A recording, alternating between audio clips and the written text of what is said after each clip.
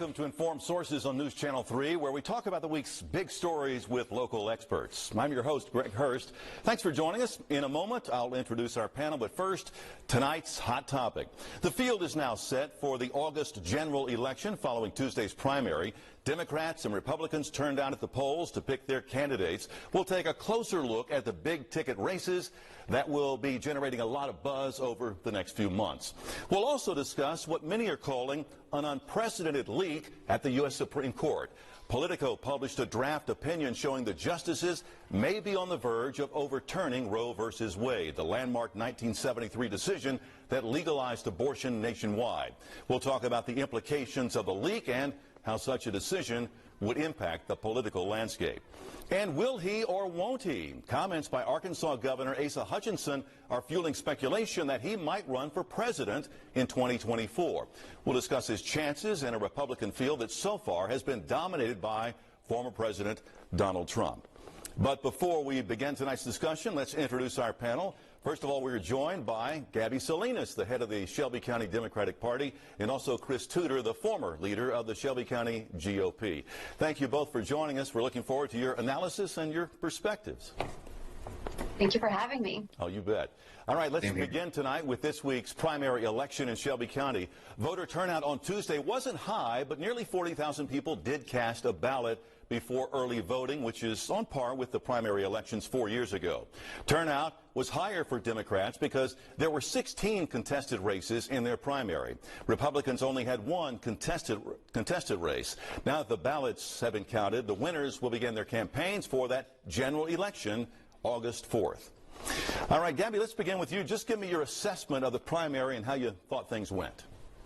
Oh, I think things went really well. I'm a big believer in primaries and democracy. Anytime that we have the opportunity to get our candidates out there talking to voters, it's always a plus, especially in a year where so much has changed in terms of precincts and districts. I think it was just a great way of engaging with the voters early. And Chris, how would you assess things? Yeah, I agree with that. You know, it was a little bit different on the Republican side. I think there was a coordinated effort to minimize infighting and make sure that the party and the candidates were really efficiently allocating resources with an eye more toward the general rather than the primary. But it was good to see everybody out there. I was out there. Nice to shake some hands with candidates, and looking forward to August. Did you see any big surprises out there, Gabby, that you could point your finger to? Well, I think just looking at how many competitive races we had at the district level as well, I think those were very spirited races in District 5, 12, 7, with the results of Althea Green and Henry Brooks being so close. So I think a lot of those races were very exciting to watch. Now, 8 commission seats are on the ballot. Not all of those contested, but, you know, there are 7 Democrats, 1 Republican. Do you think you're going to be losing any of those seats? I think that we will have a Democratic victory up and down the ballot come August, and that the Democratic Party will continue to be the majority on the county commission. I feel very confident about that. And Chris, what are your thoughts? Yeah, you know, the numbers are a little bit more difficult for Republicans, but I think that we have some great candidates in Todd Payne out in the new Cordova County Commission seat. He's a respected community leader. I think he'll run a great campaign. He's already getting a lot of support. And also, I think the Republican candidate against Commissioner Whaley, which is a district that is, you know, north of Walnut Grove, some of Bartlett, some of Cordova, again, a new district with a new number and different boundaries. But I think the Republican candidate, Mr. Apple, will run a spirited campaign to take that adjective from Gabby. So looking forward to see how that goes. You know, Chris, the commission redraws these boundaries every 10 years. And do these new lines make it easier or more difficult for Republicans, do you think? I think they make it a little bit more difficult. I thought that it was fairly predictable that a Democratic majority would draw the lines in the way they did to favor themselves. You know, if you look at, for example, in an August election in this county, you're going to have maybe 45% of the population voting of the voting population voting Republican. I think that's what you'll see as a low bar. I'd like to see that it be a whole lot higher. But then you look at the county commission and you see a disproportionate number of Democratic seats. But that's what happens in these scenarios when a party has a majority. They gerrymander in their favor, and that's just the reality of it. Let's talk county mayor. And Gabby, how do you see that race playing out with the incumbent Lee Harris going up against the young Republican Worth Morgan?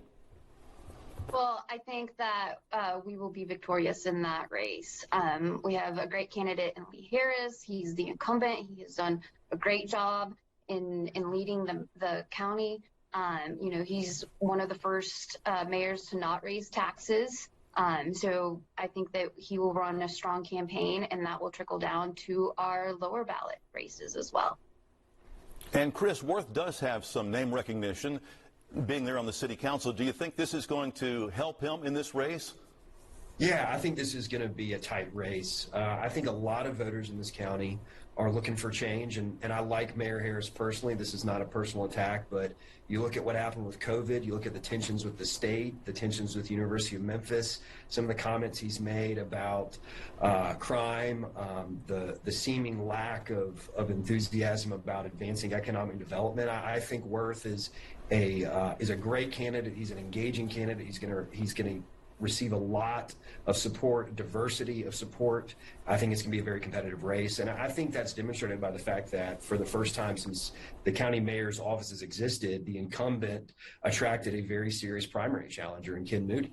And Mayor Harris was victorious, but I think that demonstrates that people are hungry for change in this county. The district attorney's office is one of the few that is still held by Republicans. Are you confident that you can hold on to that seat?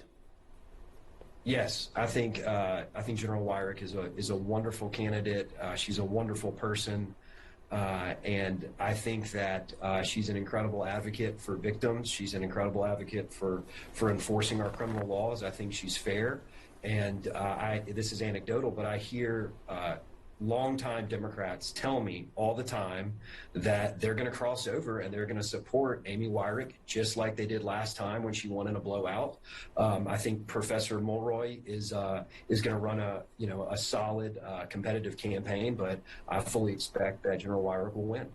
And Gabby, what do you think of Steve Mulroy's odds here?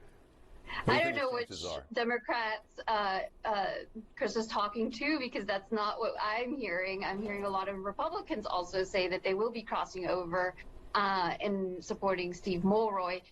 Amy has been in that office for a long time, and crime has gone up, right? We have risen in crime here in Memphis and in Shelby County, and she has a responsibility to face with that. In terms of she's gotten negative national attention on the way she's treated the juvenile population. And I think that's something very seriously that voters are considering. And I think this race is going to get a lot of national attention, and it's going to be a lot on the record of Amy Wyrick.